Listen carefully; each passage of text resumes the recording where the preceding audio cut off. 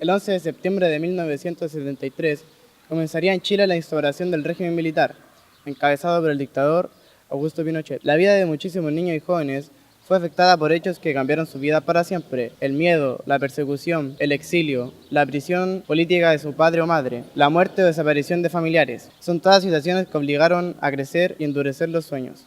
Los casos de asesinatos o desaparición alcanzaron a más de 300 niños y jóvenes menores de 21 años, pero son muchos más los que fueron torturados, detenidos, perseguidos, que vieron los allanamientos a sus padres o familiares, entre otros casos.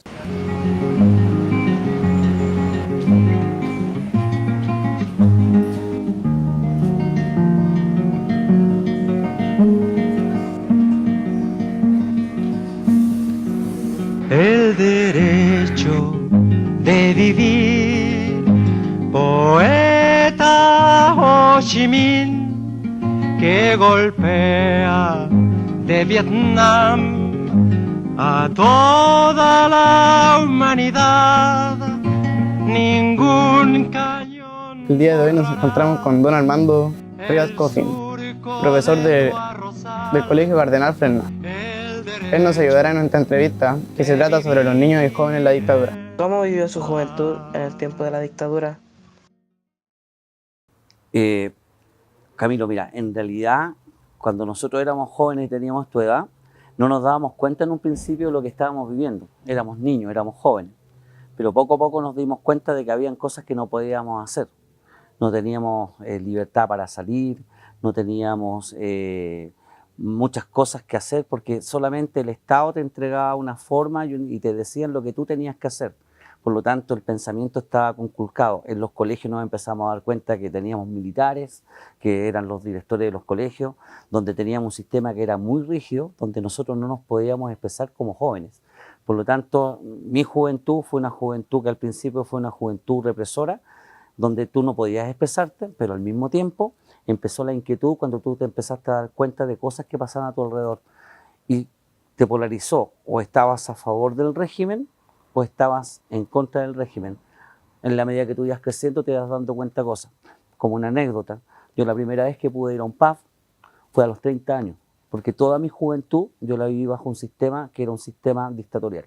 Tan sencillo como eso, de los 13 años a los 30 que duró la dictadura, yo sencillamente no tuve una juventud normal como la puedes tener tú o la puede tener otro joven en el Chile de hoy. ¿Usted tuvo alguna dificultad con respecto a las normas que se regían en el periodo? En un principio no, Vicente, porque uno como joven no se da cuenta, pero en la medida que iba creciendo iba teniendo cada vez más restricciones en algunas cosas, no podía ir a ciertos lugares, teníamos restricciones de horario que no nos dejaban estar hasta cierta hora, todo demasiado rígido, que uno obviamente como joven empieza a cuestionar el por qué no puedo hacer tal cosa o por qué no puedo ir a tal parte. Por lo tanto, cada vez que íbamos creciendo, íbamos poniendo un poquito más de preguntas hacia la autoridad que en ese minuto, el por qué no podíamos hacer cosas. ¿La dictadura causó algún efecto, daño o consecuencia en su adolescencia que haya marcado su vida hasta el día de hoy? Sí. Obviamente uno en el periodo no se da cuenta, considerando que yo tuve desde los 13 años a los 30 años viviendo bajo el régimen militar, tú no te das cuenta hasta cuando ya logras salir de esa situación de que perdiste muchas cosas, que no hiciste muchas cosas porque estabas en un régimen que no te lo permitía. Si me preguntan a mí ahora, ese orden ficticio que había, ¿valía la pena haber perdido la libertad? Bajo ningún concepto. Toda dictadura, sea del lado que sea, no es buena para el ser humano. Durante este periodo, Chile sufrió una importante transformación económica, política y social. Paralelamente, sucedieron sistemáticas violaciones a los derechos humanos que dejaron profundas secuelas en la sociedad chilena. La juventud fue especialmente castigada, siendo duramente reprimida, perseguida desde el momento mismo del golpe de Estado.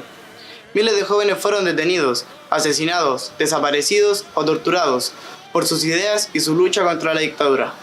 Camino sin cesar